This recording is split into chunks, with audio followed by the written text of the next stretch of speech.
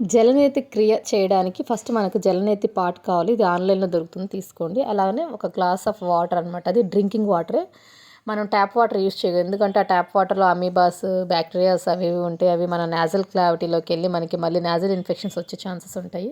నేను ఆ పాట్ నిండా వాటర్తో నింపేశాను. ఆ డ్రింకింగ్ వాటర్లో లైట్గా మనం సాల్ట్ వేసుకోవాలండి, అది కూడా గోరువెచ్చని నీళ్ళల్లో అనమాట. సాల్ట్ వేసుకొని ఆ పాట్ నిండా నింపేసి నేను లెఫ్ట్ నాస్ట్రిల్లో వాటర్ పోస్తున్నాను అనమాట. వాటర్ పోస్తే అది రైట్ నాస్ట్రిల్కి వస్తుంది చూడండి. అది కూడా ఏ పొజిషన్లో ఉండాలి, కొంచెం ఫార్వర్డ్ బెండ్ అయ్యి నోరు ఓపెన్ చేసి గాలి పీల్చుకొని వదులుతూ మనము ఈ విధంగా చేయాలన్నమాట. ఈ విధంగా చేయడం వల్ల ఈ సీజన్లో ఎవరెవరైతే సైనస్తో సఫర్ అవుతున్నారో వాళ్ళకి ఇది ఒక బెస్ట్ టెక్నిక్.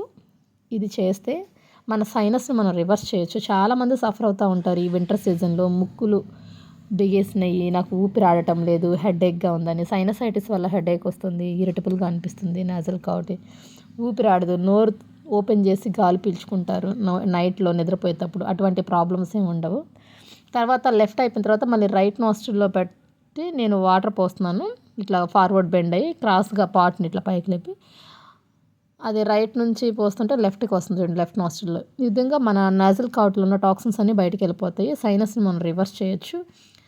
మనకి బ్రీతింగ్ ప్రాబ్లం ఏమి ఉండదు అనమాట. తర్వాత ఎవరైతే ఎయిర్ పొల్యూషన్స్కి అంటే పొల్యూషన్కి ఎవరైతే ఎక్స్పోజ్ అవుతుంటారో వాళ్ళకి కూడా ఇది ఒక బెస్ట్ టెక్నిక్ యూస్ చేయొచ్చు. హాస్పిటల్స్లో వర్క్ చేసే వాళ్ళు ఎక్కువగా ఇన్ఫెక్షన్స్కి ఎక్స్పోజ్ అవుతూ ఉంటారు, లంగ్ ఇన్ఫెక్షన్స్ వస్తాయి, వాళ్ళకి కూడా చాలా బెస్ట్ అనమాట. మీరు ట్రై చేయండి.